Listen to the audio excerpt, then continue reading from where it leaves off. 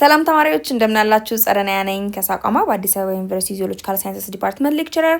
በዛሬው ቪዲዮአችን የግሬድ 9 ባዮሎጂ ዩኒት 1 1.4 ኤቲካል ኢሹስ ኢን ባዮሎጂ የሚለውን ሴክሽን እንመለከታለን። የሳቋማ ቴሌግራም ቻናላችንን ጆይን፣ ዩቲዩብ ቻናላችንን ሰብስክራይብ እንዲሁም ዌብሳይታችንን ጎብኙ እያልኩኝ ወደ ትምህርታችን። በዚህ ቪዲዮ እንግዲህ ዋነኛ ዓላማችን is to define ethical issues in biology ነው። በስነ ህይወት ምርምር ውስጥ የተለያዩ የስነ ምግባር ችግሮች አሉ። ስለዚህ እነሱ ምንድናቸው ኦኬ የሚለውን ነገር እንመለከታለን። ስለዚህ እየሰራን ያለነው የስነ ህይወት ምርምር ትክክል ነው ወይንስ ትክክል አይደለም? is it fair ፍትሃዊ ነው ለሁሉም ወይንስ አይደለም?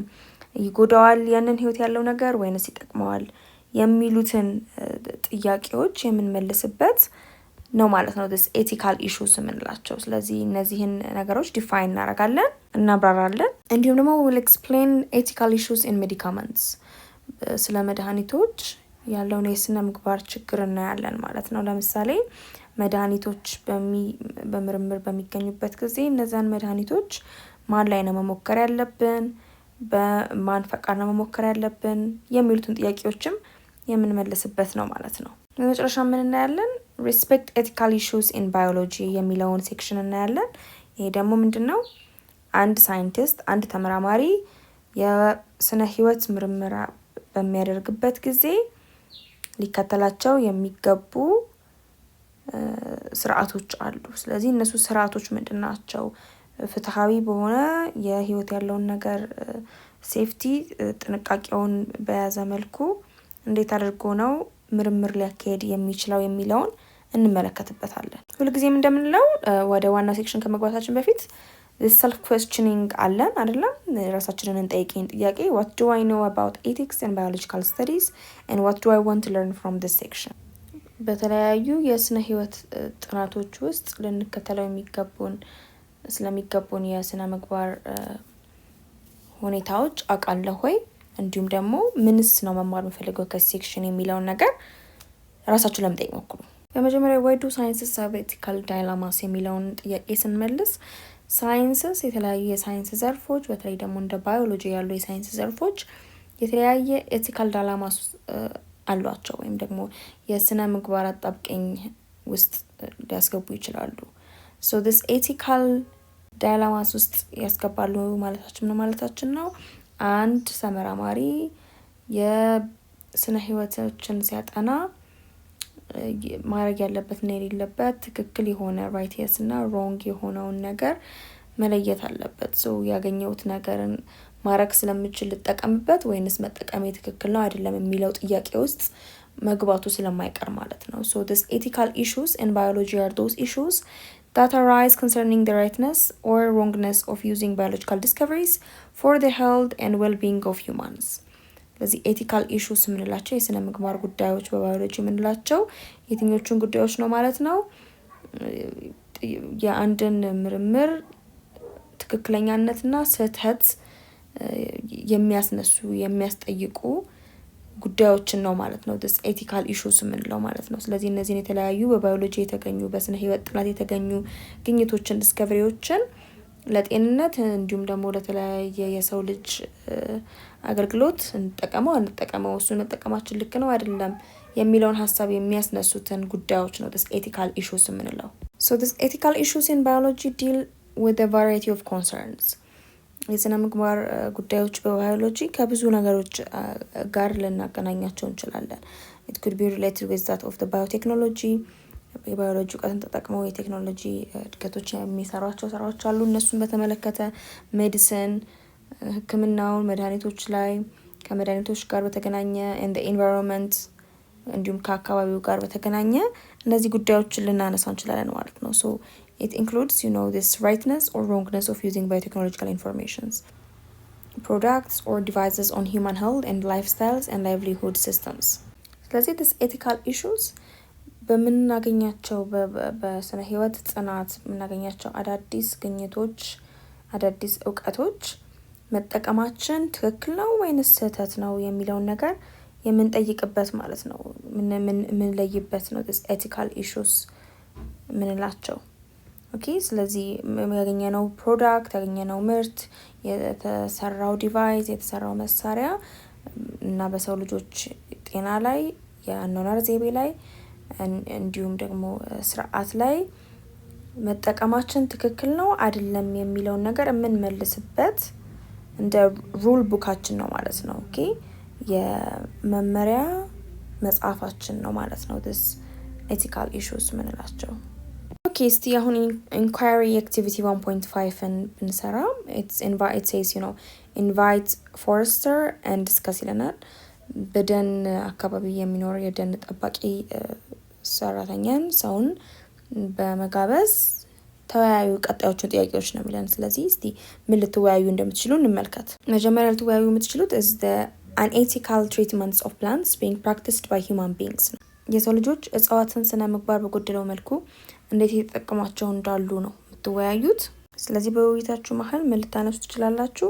that humans often exploit plants for economic gain without considering their ecological importance አይደለ? በስነ ምህዳሩ ውስጥ ያላቸውን የእጽዋትን ጠቀሜታ ባለማገናዘብ ለገንዘብ ለማግኘት ሲባል የተለያዩ እጽዋት ሲበዘበዙ ሊታይ ይችላል። ለምሳሌ ዲፎረስቴሽን፣ የደን ጭፍጨፋ፣ ኦቨር ሃርቨስቲንግ ኦፍ ሜዲሲናል ፕላንትስ፣ መድኃኒትነት ያላቸው እጽዋት አሉ ብለናል። እነሱን ደግሞ ለመድኃኒትነት ስለሚፈልጓቸው ከመጠን ባለፈ እነሱን ኦቨር ሃርቨስት ማድረግ መሰብሰብ፣ የእጽዋቱን ደግሞ የዘረመልድ ለማስተካከል መሞከር ዊዛውት ሎንግ ተርም ስተዲዝ ወደፊት ሊያመጣው የሚችለውን ችግር ወይም ሰፋ ያለ ጥናት ሳያደርግ ስተዲዎችን ሳያደርጉ ወይም ደግሞ ጥናቶችን ሳያደርጉ እነዚህን ጄኔቲካሊ ሞዲፋይድ የሆኑ ፕላንቶችን ማምረት and destruction of native species for agriculture or urban development የተለያዩ ሀገር በቀል የሆኑ የእጽዋት ዝርያዎችን ለግብርና ልማት እንዲሁም ደግሞ ለከተማ እድገት በሚል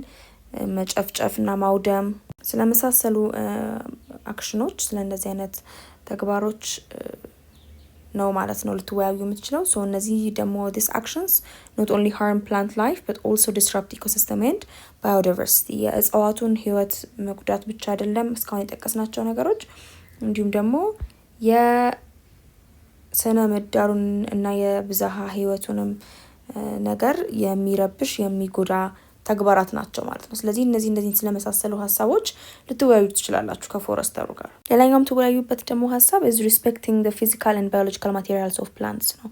አሁን በድጋሚ እጽዋትን ስንጠቀማቸው በተገቢው መንገድ መሆን አለበት ማለት ነው። ልክ የሰው ልጆች አካላት እንዳላቸው እጽዋትም ደግሞ የራሳቸው የሆነ አካላት ስላላቸው ስለ ቅጠላቸው፣ ስለ ስራቸው፣ ስለ ባርካቸው ወይም ደግሞ የቅርፊታቸው ስለመሳሰሉ አካላቶቻቸው በደንብ በመረዳት በግዴለሽነት መጠቀም እንደሌለብን ነው የምትወያዩት ማለት ነው። በውይይታችሁም ጊዜ እነዚህ ነገሮች ልታካቱ ትችላላችሁ። አንደኛው sustainable harvesting ነው። only take what's necessary and allow plants to regenerate አንድን እጽዋት መጠቀም ከፈለግን መውሰድ ያለብንን ክፍሉን ብቻ በጥንቃቄ መቁረጥ ነው ያለብን መውሰድ ነው ያለብን እና እንጂ ሙሉ ለሙሉ ማበላሸት ነቅሎ መጣል አስፈላጊ ያለ መሆኑን እንዲሁም ደግሞ የእጽዋት ሪጀነሬት ማድረግ እንዲችል ድጋሚ ማብቀል የሚችለው ክፍሉ ካለው ለሱ ቦታ መተው እንዳለብን ልትወያዩ ትችላላችሁ። ሌላኛው ደግሞ preserving habit ነው። ይሄ ደግሞ it's protecting forests and natural habitats from destruction ነው። የተለያዩ ደኖችን እንዲሁም የተፈጥሯዊ መኖሪያ የእጽዋት መገኛ ቦታዎችን ከውድመት መጠበቅ፣ መንከባከብ፣ መከላከል እንዳለብን ነው ሌላኛው ልትወያዩ የምትችሉት። and ሶስተኛው it's ethical use in science ነው። እነዚህን የእጽዋት ማቴሪያልስ የፕላንት ማቴሪያልስ ኃላፊነት ባለው መልኩ ምርምር ልናደርግባቸው ይገባል ማለት ነው። with minimal harm ማለት ነው። እነዚህን እጽዋት ስንመራመርባቸው በአናሳ መልኩ ጎጅነት ያላቸውን እጽዋት ልንመራመር ይገባል ማለት ነው። ሌላኛው ልትወያዩባቸው የምትችሉ ሀሳቦች is ethical uses of seeds, leaves, roots, twigs or barks of plant species። እዚህ ጋር ደግሞ ስለ ስነ ምግባር የጎደለው የእጽዋትን የዘራቸውን፣ የቅጠላቸውን፣ የስራቸውን፣ የቅርንጫፋቸውን እንዲሁም የቅርፊታቸውን አጠቃቀም ነው ማለት ነው። የእጽዋት የተለያዩ የእጽዋት ዝርያዎችን የምንጠቀምበት ስነ ምግባር የጎደለው አጠቃቀሞችን ትወያያላችሁ። ስለዚህ ስለነዚህ ስትወያዩ አንድ ምን ልትወያዩ ትችላላችሁ? ኦቨር ሃርቨስቲንግ ሩትስ ኦር ባርክ ፎር ሜዲሲን ዊች ካን ኪል ደ ፕላንት ኤንድ ሊድ ቱ ኤክስቲንክሽን ማለት ነው። ከመጠን ባለፈ የእጽዋቱን ስር እንዲሁም ቅርፊቶቻቸውን ለመድኃኒትነት ነቅለን በምንወስድ ጊዜ እጽዋቱ ልንገለው እና በዚህም ደግሞ አዝማሚያ ከቀጠልን እጽዋቱን እንዲጠፋ ልናደርገው እንችላለን። Using seeds or leaves from rare plants without permission or destroying forests to collect twigs or herbs is also harmful. የተለያዩ የእጽዋትን ዘሮች እና ቅጠሎቻቸውንም እንዲሁ በብዛት ከማይገኙ የእጽዋት ዝርዮች ያለ ሰው ፈቃድ ያለ አግባብ ፈቃድ መውሰድ እንዲሁም ደኖችን ማጥፋት ቅርንጫፎቻቸውንና ሳሮቻቸውንም መሰብሰብ ጎጂ ሊሆን ይችላል። ስለሚሉ ሀሳቦች ትወያዩ ትችላላችሁ። and this action could damage ecosystem ማለት ነው። በአጠቃላይ እንደዚህ አይነት ተግባራት የስነ ምህዳሩን አካላት ሊያወድም ይችላል፣ ብዝሃነት ሊቀንስ ይችላል። it may reduce biodiversity ብዝሃነቱን ሊቀንስ ይችላል and show a lack of respect for nature ማለት ነው። ስለዚህ እንዲህ አይነት ተግባራት ለተፈጥሮ ያለንን የክብር ማጣት ሊያሳይ ይችላል ማለት ነው። በአራተኛ ደረጃ ልትወያዩ የምትችሉት about trees give shadow even for an ex-man. Everyone is responsible to plant trees በሚለው ላይ ነው። ስለዚህ ዛፎች ለሁላችንም ብዙ ጠቀሜታ እንዳላቸው እናውቃለን አይደለም? ስለዚህ እነዚህ ዛፎች ኢቨን ለዛፍ ቁራጮቹ ራሱ እንደ ጥላነት የሚያገለግሉ የተፈጥሮ አካል ስለሆኑ እንዴት ነው ኃላፊነት ተሰምቶን በኃላፊነት መልኩ የተለያዩ ዛፎችን መትከል ያለብን ለምንድን ነው የሚለው ነገር ላይ ትወያያላችሁ። ስለዚህ እንደምናውቀው ዛፎች ሁላችንንም የሚጠቅሙ ናቸው። ከነሱ ኦክሲጅን እናገኛለን፣ መጠለያ እናገኛለን፣ ምግብን እንዲሁም ደግሞ ለእንስሳት ደግሞ እንደ መኖሪያ ቦታም ሆኖ ያገለግላል። ስለዚህ ከነዚህ እንዴት ካይንድነስንና ኃላፊነትን መውሰድ እንችላለን ኢቭን ከትሪስ So we must protect trees and plants more to keep the environment healthy for the future ማለት ነው። ለዚህ ኃላፊነት ተሰምቶን ብዙ ዛፎች በመትከል ወደፊት ያለውን አካባቢያችንን ጤናማ የሆነ እንዲሆን ማድረግ እንችላለን ማለት ነው። ኦኬ አሁን ደግሞ ከአክቲቪቲው መልስ let's see 1.41 ethical treatment of plants and animals during biological studies ይለናል። በስነ ህይወት ጥናቶች ምርምሮች ወቅት እንዴት አድርገን ነው እጽዋትንና እንስሶችን መያዝ ያለብን የሚለውን ነገር ነው የምናየው። So what are treatments? እስቲ ይሄን ለመመለስ ሞክሩ። Ethical treatment of plants and animals during biological studies የምንለው ስነ ምግባር የተሞላ የእጽዋትና የእንስሳት አያያዝ በባዮሎጂካል ስተዲስ ወይም ደግሞ በስነ ህይወት ጥናቶች ወቅት ነው። So it is the process of subjecting animals and plants to various experiments and rigorous tests. This ethical treatment of plants and animals የምንለው ጥናት በምናደርግበት ምርምር በምናደርግበት ጊዜ ያለውን ሂደት ነው። የተለያዩ እንስሳትን አኒማልስንና ፕላንትስን ለተለያዩ ሙከራዎችና ጥብቅ ለሆኑ የመሞከሪያ ፈተናዎች የምንጠቀምበትን ሂደት ነው ማለት ነው። this ethical treatment of plants and animals የምንለው so በመጀመሪያ ethical treatment of plants ነን በምርምር በምናደርግበት ጊዜ እጽዋትን የሚያካትት ምርምር ከሆነ የምናደርገው እንዴት ነው ስነ ምግባር በተሞላ መልኩ እጽዋቶችን የምንይዛቸው የሚለው ነገር እንመልከት።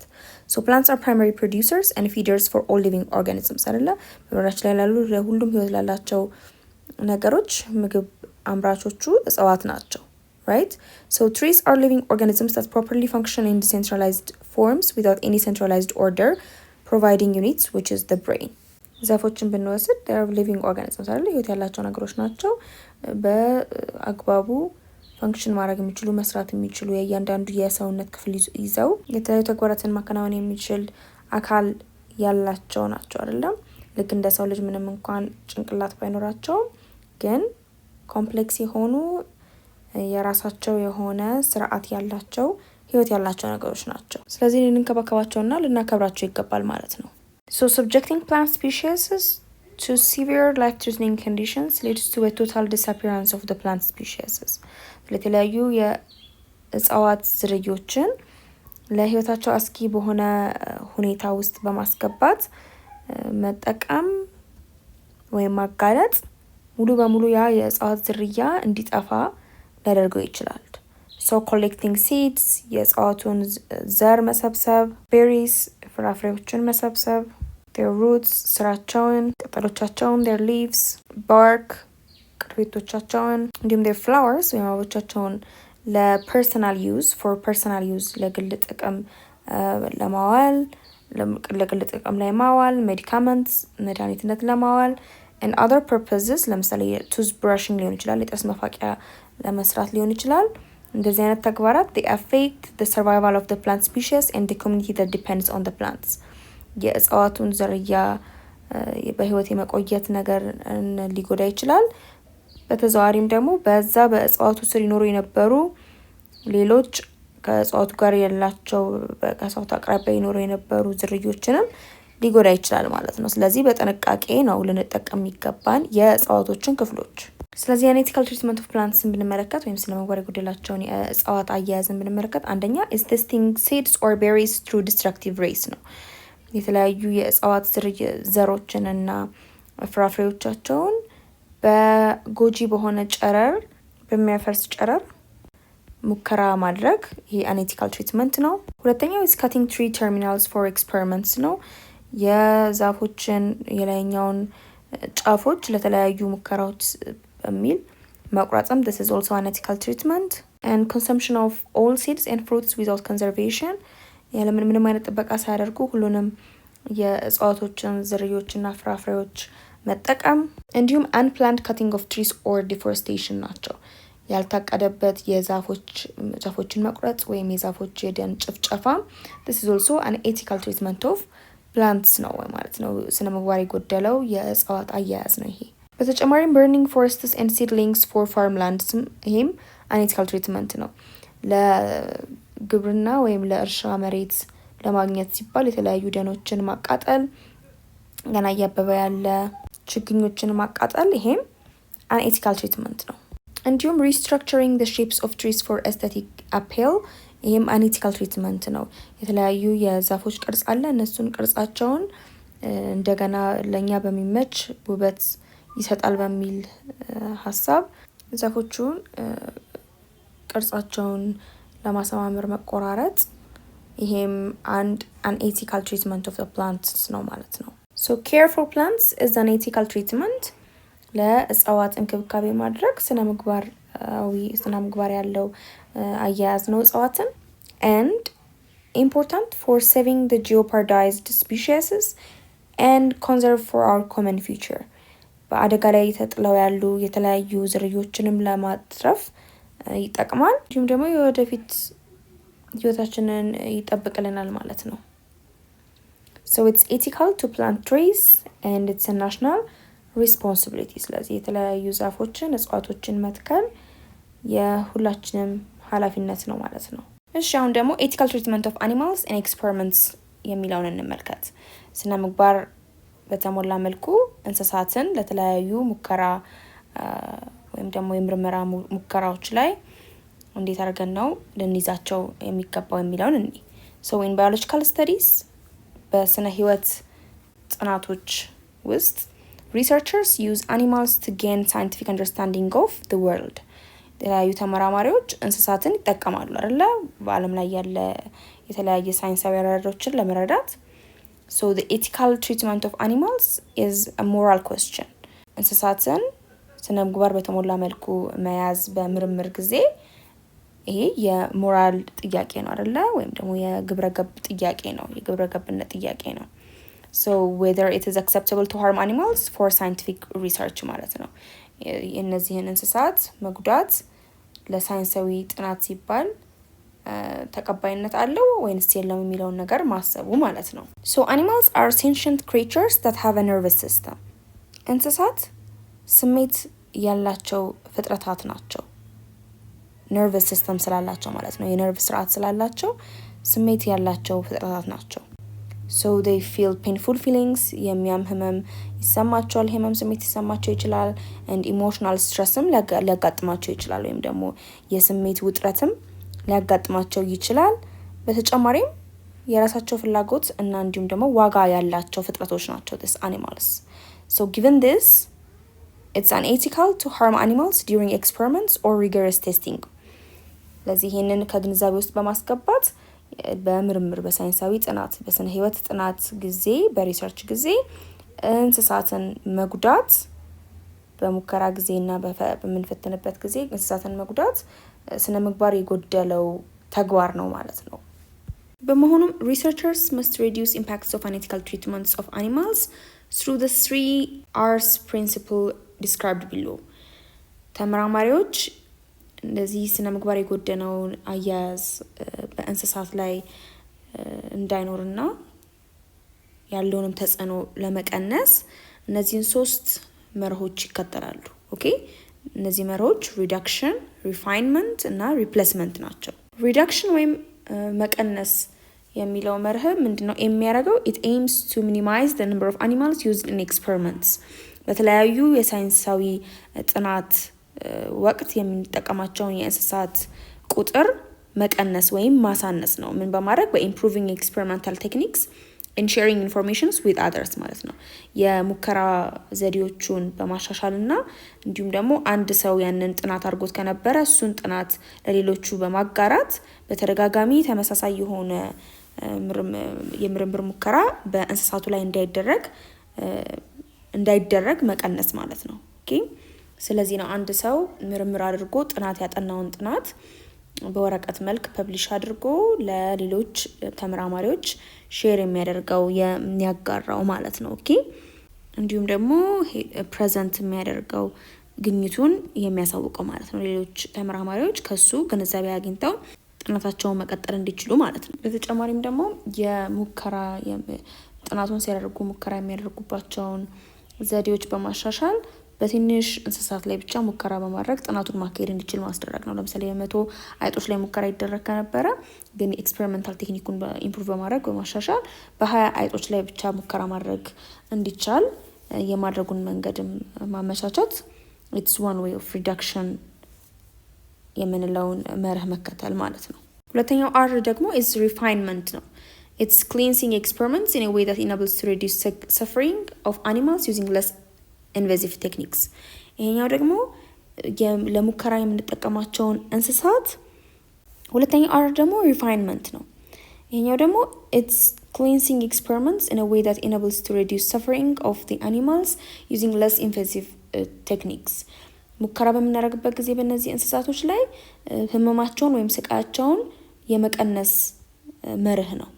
ኦኬ በደንብ ቤተር ሃንድሊንግ በማድረግ ለምሳሌ አይጥ ላይ ከሆነ ሙከራ እያደረግን ያለ ነው አይጧን በጥንቃቄ መያዝ፣ ቤተር ሃውሲንግ መስጠት፣ የምትኖርበትን ቦታ የተሻለ ማድረግ፣ ምግብ መመገብ ካለብን በየጊዜው መመገብ፣ ማግኘት ያለባትን ነገር መስጠት አለብን ማለት ነው። እንዲሁም ሙከራውን በምናደርግበት ጊዜ በአነሰ ጊዜ ውስጥ ስቃያቸውን እንዳናረዝም ማለት ነው ማድረግ። እንዲሁም ሪሊፍ ፔን ኪለር የወጋናቸው የቀደድናቸው ቦታ ካለ ለምርመራ ጊዜ አስፈላጊውን የህመም የሚገድል መድኃኒቶችንም መስጠት የመሳሰሉትን እና better living conditions እንዲኖራቸው የተሻለ በዛ በላቦራቶሪ ውስጥ በምናስቀምጣቸው ጊዜ የተሻለ የመኖሪያ ቦታዎችን ማመቻቸት ይጠበቅብናል ማለት ነው። ይሄ ሪፋይንመንት የምንለው አንዱ መርህ ነው ማለት ነው። ሶስተኛው R ደግሞ is replacement ነው። ይሄ ደግሞ ከስሙ እንደምትረዱት የመተካት ስራ ነው። this is substituting experiments on animals with alternative techniques ነው። በእንስሳት ላይ የምንሰራው የነበረ ሙከራ ካለ ሳይንሳዊ ምርምር በእነሱ ፋንታ ሌላ አማራጭ መተካት ማለት ነው። ለምሳሌ it could be using cell cultures instead of whole animals።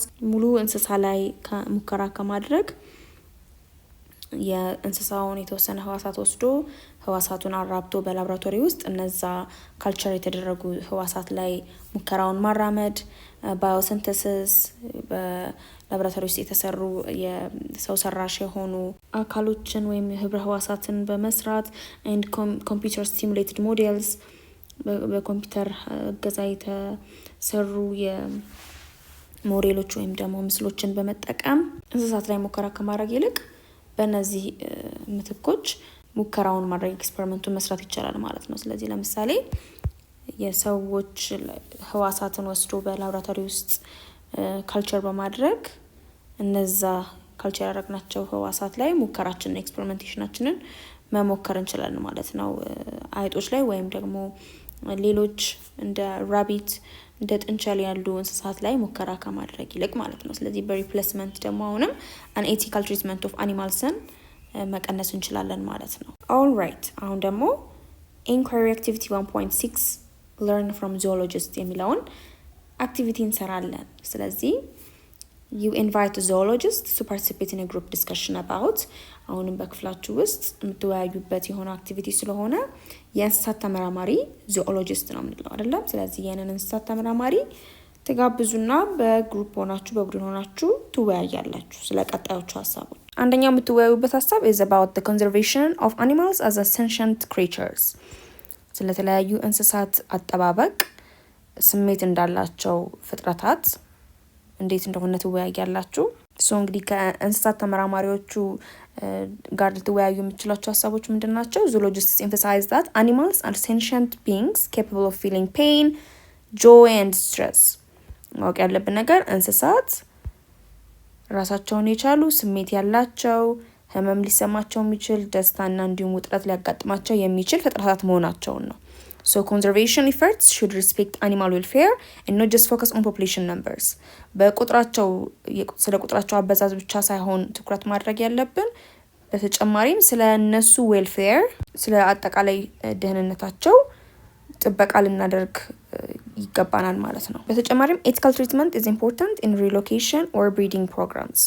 የተለያዩ እንስሳትን በምንራባበት ጊዜ ከቦታ ቦታ ማዛወር አንዱ ትሪትመንት ሊሆን ይችላል፣ አንዱ እንክብካቤ ሊሆን ይችላል። ለምሳሌ የሚኖሩበት ቦታ የተበላሸ ለነሱ ሴፍ ያልሆነ ወይም ደግሞ ጥበቃ የሌለበት አስጊ የሆነ ቦታ ከሆነ እነሱን ለነሱ ወደሚያመች ቦታ ማዛወር አንዱ ትሪትመንት ሊሆን ይችላል ማለት ነው። ሌላኛው ልትወያዩበት የምትችሏቸው ሀሳቦች is reduction of suffering of research animals. የሳይንስ ምርምር ጥናት በምናደርግበት ጊዜ የምንጠቀማቸውን እንስሳት የምናሳድርባቸውን ስቃይ እንዴት አድርገን ነው መቀነስ የሚችለው ነገር ላይም የሚለው ሀሳብ ላይ መወያየት ትችላላችሁ። ይህን ሀሳብ ላይ በምትወያዩበት ጊዜ አብዛኞቹ የእንስሳት ተመራማሪዎች ዚኦሎጂስትስ ምንን ይመክራሉ፣ አድቮኬት ያደርጋሉ? the 3 R's ቀደም ብለን ያየናቸውን 3 R'ስን ሪኮመንድ ያደርጋሉ ማለት ነው። ሪፕሌስመንት፣ ሪዳክሽን ኤንድ ሪፋይንመንት ኢን አኒማል ሪሰርች። ኦኬ ቀደም ብለን እንዳልነው ታስታውስ ከሆነ ሪፕሌስ ማድረግ በተሻለ በኮምፒውተር ሞዴሎች በላብ ውስጥ በተሰሩ ካልቸሮች ወይም ሴል ካልቸር መተካት ምርምር የሚደረጉባቸውን እንስሳት ማለት ነው። መተካት አንዱ ነው። ሌላኛው ሪዲዩስ ማድረግ ነው ወይም ደግሞ ሪዳክሽን ነው። ቁጥራቸውን በአናሳ ቁጥር ባላቸው እንስሳት ላይ የእንስሳት ቁጥር ላይ አስፈላጊውን የሆነ ምርምር ማድረግ ነው በብዙሃኑ ላይ ከማድረግ። ሶስተኛው ደግሞ ሪፋይንመንት ያልነው ነው which is ህመማቸውን ሪሰርች በምንሰራበት ጊዜ ህመማቸውን ምርመራውን በምናደርግበት ጊዜ ሙከራውን በምናደርግበት ጊዜ ህመማቸውን የሚቀንሱ ነገሮች መስጠት፣ መንከባከብ፣ ቦታቸውን ማሳመር ነው ማለት ነው። ለምሳሌ ነን ኢንቬሲቭ ቴክኒክስ አሉ እንደ ካሜራ ትራፕስ፣ ጂፒኤስ ኮለር እነሱን ሳናስራቸው ሳናሰቃያቸው ባሉበት በመኖሪያ ቦታቸው ላይ ሆነው ልናጠናቸው ልንመራመራቸው የምንችልበት መንገድ አለ። ካሜራዎችን በማዘጋጀት በመስቀል እንዲሁም ደግሞ እላቸው ላይ ጂፒኤስ ኮለር የቦታ ያሉበትን ቦታ ማወቂያ መሳሪያዎችን በማሰር እንደሱን ሳናሰቃይ ልናጠናቸው ልንመራመር እንችላለን ያኗኗር ዘይቤያቸውን። and there is a push for using computer models or cell cultures instead of live animals when possible ማለት ነው።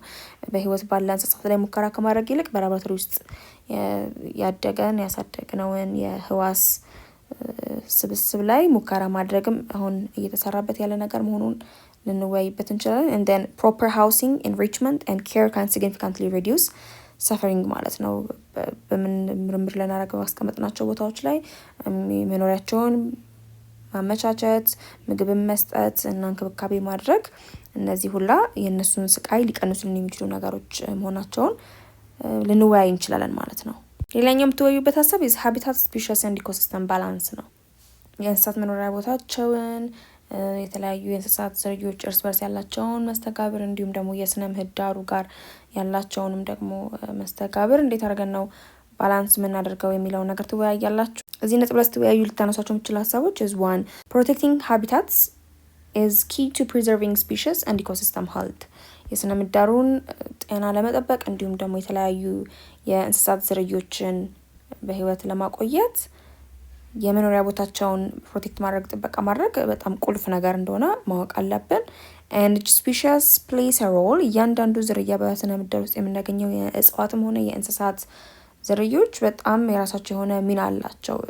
so removal of one can cause imbalances አንዱን ዝርያ ማስወገድ በስነ ምህዳር ውስጥ ኢምባላንስ ወይም ደግሞ ያለመመጣጠን ሁኔታ ሊያመጣ ይችላል ወይም ደግሞ የተባዛ የስነ ምህዳር አወቃቀር ሊያመጣ ይችላል ማለት ነው። ስለዚህ ፕሬዴተር ፕሬይ ዳይናሚክስ ምንለው ነገር አለ አይደል? አዳኝና የታዳኝ። ስለዚህ ለምሳሌ ታዳኞች የሚያንሱ ከሆነ አዳኞች የሚመገቡትን ያጣሉ።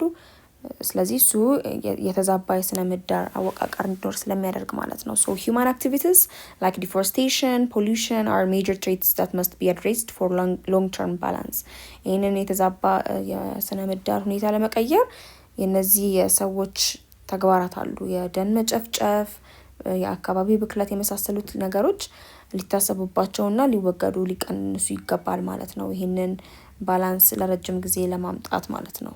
የዛሬ ቪዲዮአችን ይህን ይመስል ነበረ። ስለ ኤቲካል ኢሹስ ኢን ባዮሎጂ ሰፋ ያለ እውቀት እንዳገኛችሁ ተስፋ አደርጋለሁ። የሳቋማ ቴሌግራም ቻናላችንን ጆይን፣ ዩቲዩብ ቻናላችንን ሰብስክራይብ፣ እንዲሁም ዌብሳይታችንን ጎብኙ። ጥያቄዎች እና ኮሜንቶች ካላችሁ እዛ ላይ ጻፉልን። በቀጣይ ቪዲዮ ደግሞ የዩኒቱን ሰመሪ የምናይ ነው የሚሆነው። እስከዛው ሰላማችሁ ይብዛ።